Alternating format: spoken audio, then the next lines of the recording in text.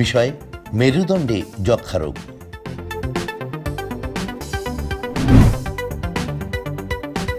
মেরুদণ্ডে যক্ষ্মা রোগ বলতে আমরা কি বুঝি? আপনারা জানেন যে টিবি বা যক্ষ্মা একটি বেশ কষ্টদায়ক একটি রোগ। এই রোগটি মাইকোব্যাকটেরিয়াম টিউবারকুলোসিস নামে একটি ব্যাকটেরিয়া দ্বারা সংক্রমিত হয়ে মানুষের দেহে বিভিন্ন রকম রোগ তৈরি করতে পারে। আমরা জানি যে টিবি দুই ধরনের, একটি হচ্ছে প্রাইমারি টিবি আর একটা সেকেন্ডারি টিবি। প্রাইমারি টিবি সাধারণত ফুসফুস এবং আমাদের পরিপাকতন্ত্রের মধ্যে হয়ে থাকে, আর সেকেন্ডারি টিবি হচ্ছে যেগুলো ফুসফুস এবং পরিপাকতন্ত্রের বাইরে শরীরের অন্য অংশে হয়। যেমন আমরা জানি যে গ্ল্যান্ডে টিবি হয়, আমরা জানি শরীরের বিভিন্ন অংশ টিবি হতে পারে। এর মধ্যে একটি গুরুত্বপূর্ণ অংশ শরীরের যেখানে টিবি হতে পারে সেটি হচ্ছে মেরুদণ্ড। মেরুদণ্ডে যখন যক্ষ্মা রোগ হয়, যক্ষ্মার জীবাণু যখন মেরুদণ্ডে সংক্রমণ করে এবং সেটি মেরুদণ্ডের হাড়গুলোকে দুর্বল করে ফেলে এবং সেখানে একটি প্রদাহ সৃষ্টির মাধ্যমে অনেক দিন ধরে আস্তে আস্তে প্রদাহ সৃষ্টির মাধ্যমে সেখানে একটি অ্যাবসেস তৈরি করতে বা ফোড়ার মতো তৈরি করতে পারে। মেরুদণ্ডের হাড়গুলোকে নরম করে যে কোনো সময় মেরুদণ্ডের হাড় ভেঙে গিয়ে মেরুদণ্ডের ভেতরে আমরা যেটাকে স্পাইনাল কর্ড বা বাংলায় শাহীরগ বলে থাকি, সেখানে যে কোনো রকম প্রেশার ক্রিয়েট করে অনেক ধরনের স্নায়বিক দুর্বলতা তৈরি করতে পারে। মেরুদণ্ডে যক্ষ্মা রোগের কারণসমূহ কি কি?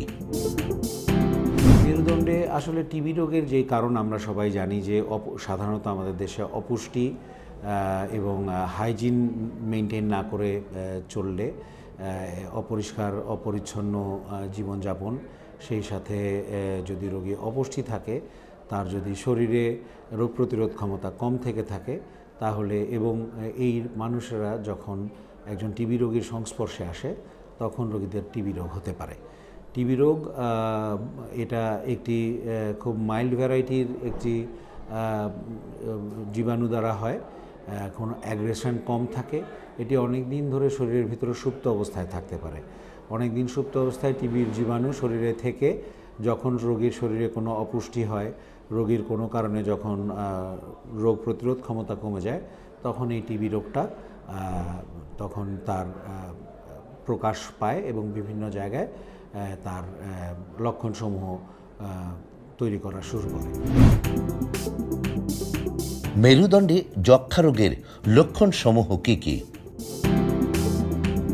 মেরুদণ্ডে টিবি রোগ হলে প্রথমেই বুঝতে হবে যে রোগীর টিবির কিছু সাধারণ লক্ষণ আছে, যেমন ওজন কমে যাওয়া, খিদা কমে যাওয়া, দুর্বল লাগা, রাতের বেলায় মাত্রাতিরিক্ত ঘাম হওয়া, অবসাদগ্রস্ত হওয়া এবং শরীরের ওজন ব্যাপকভাবে হ্রাস পেতে পারে।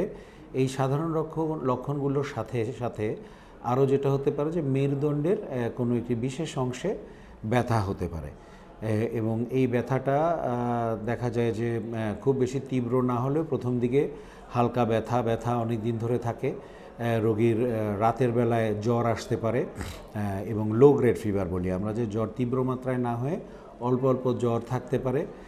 এই ব্যথা থেকে আস্তে আস্তে দেখা যায় যে পিঠের মেরুদণ্ডের অংশে কোনো একটা জায়গায় একটু ফুলে যেতে পারে, রোগী একটু গুজো হয়ে যেতে পারে এবং আস্তে আস্তে দেখা যায় যে তার হাতে বা পায়ে দুর্বলতা দেখা দিতে পারে এবং ইন এক্সট্রিম কেসেস অনেক সময় আমরা দেখি যে রোগীরা পরিপূর্ণভাবে প্যারালাইসিস হয়ে পক্ষাঘাতগ্রস্ত হয়ে আমাদের সামনে উপস্থাপিত হয় এবং তখন পরীক্ষা নিরীক্ষার মাধ্যমে দেখা যায় যে রোগীরা মেরুদণ্ডের টিবি রোগের কারণে এরকম খারাপ অবস্থায় পৌঁছে গেছে। মেরুদণ্ডে যক্ষ্মা রোগের রোগ নির্ণয়ের পদ্ধতি কি? প্রথমেই আমরা বলেছি যে লক্ষণসমূহ আমরা তখন আলাপ করলাম, এই যে ওজন কমে যাওয়া, বিকেলে সন্ধ্যায় জ্বর আসা, ঘাম হওয়া, তারপরে রোগীর দুর্বল হয়ে যাওয়া, ওজন হ্রাস পাওয়া, এসব সবগুলোর সাথে সাথে যখন রোগী বলে যে তার কোমরের বা বিভিন্ন জায়গায় তার ব্যথা করছে, আমরা ওই অংশের এক্স রে করি এক্স রে করে সেখানে কোনো পরিবর্তন এসছে কিনা দেখি এবং সেই সাথে টিবির কিছু রক্ত পরীক্ষা, কিছু ইমিউনোলজিক্যাল পরীক্ষা আছে, সেসবগুলো আমরা করে রোগীর শরীরে টিবি আছে কিনা নিশ্চিত হই এবং এটাকে কনফার্ম করার জন্য আমরা পরবর্তীতে এমআরআই পরীক্ষা করতে পারি। এমআরআই যদি আমরা দেখি যে মেরুদণ্ডের কোনো অংশে টিবি রোগের লক্ষণ দেখা যাচ্ছে, টিবি রোগের বিভিন্ন রকমের আলামত দেখা যাচ্ছে, তখন আমরা ওই অংশ থেকে ইনজেকশনের মাধ্যমে সিটি গাইডেড এফএনএসি বলি আমরা, সিটি স্ক্যান মেশিনের মাধ্যমে আমরা স্পেসিফিক ওই জায়গা থেকে কিছু টিস্যু কালেক্ট করে নিয়ে এসে পরীক্ষা করে দেখতে পারি যে সেখানে টিবি আছে কিনা এবং তার মাধ্যমে আমরা নিশ্চিত হতে পারি যে এই রোগীর মেরুদণ্ডে টিবি রোগ হয়েছে। মেরুদণ্ডে যক্ষ্মা রোগের রোগীকে কখন অপারেশন প্রয়োজন হয়? প্রথমেই হচ্ছে রোগীকে আসলে তাকে অ্যাসেস করতে হবে।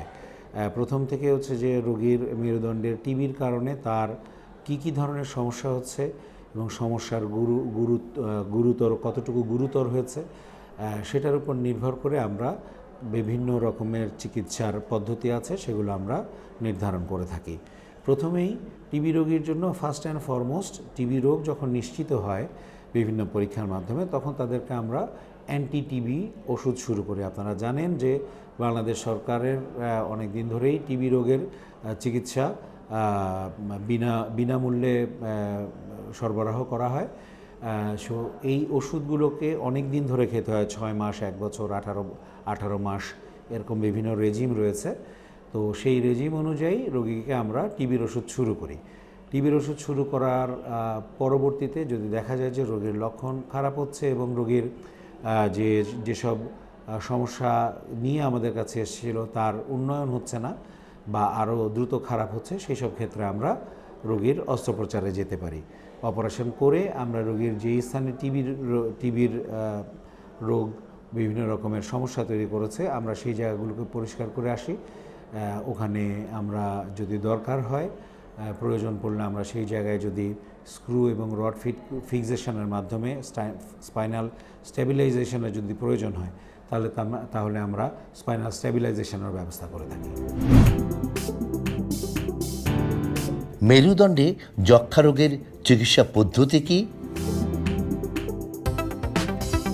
চিকিৎসা পদ্ধতি আমরা বললাম যে আসলে প্রথম চিকিৎসা পদ্ধতি হচ্ছে যে আমরা তাকে টিবির ওষুধ দিব।